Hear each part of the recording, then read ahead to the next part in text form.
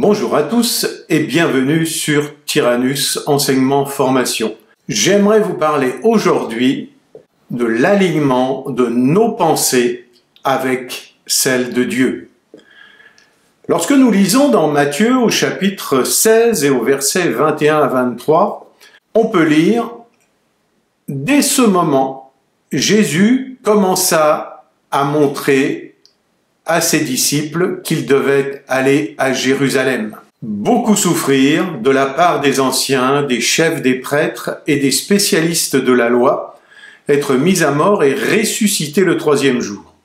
Alors Pierre le prit à part et se mit à le reprendre en disant « Que Dieu t'en garde, Seigneur, cela ne t'arrivera pas. » Mais Jésus se retourna et dit à Pierre « Arrière, Satan !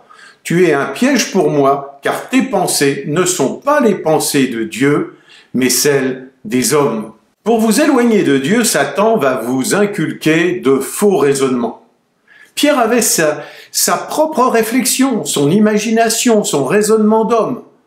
Nos pensées vont déterminer notre attitude, et notre attitude vient de nos pensées.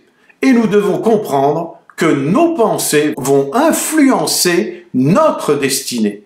C'est pourquoi Paul écrit aux Corinthiens et leur dit « Si nous marchons dans la chair, nous ne combattons pas selon la chair, car les armes avec lesquelles nous combattons ne sont pas charnelles, mais elles sont puissantes par la vertu de Dieu pour renverser des forteresses. » La pensée humaine comprend des forteresses dans lesquelles Satan se cache.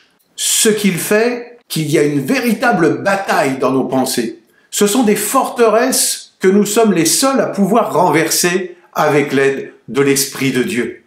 Dans Ésaïe 57, au verset 8, Dieu nous dit « Car mes pensées ne sont pas vos pensées, et vos voix ne sont pas mes voix, dit l'Éternel. » Dieu veut que nos pensées soient alignées avec ses pensées. C'est pourquoi nous devrions laisser le Saint-Esprit régénérer nos pensées. La pensée de l'homme, qui n'est pas régénérée par le Saint-Esprit, est très dangereuse. Après la mort de Moïse, le peuple était en défaillance car Moïse était leur leader. Lorsque Josué a pris sa place, sa mission était de conduire le peuple à la terre promise. Mais Josué ne pouvait pas rentrer dans la terre promise avec une pensée de défaillance, d'abattement, de découragement.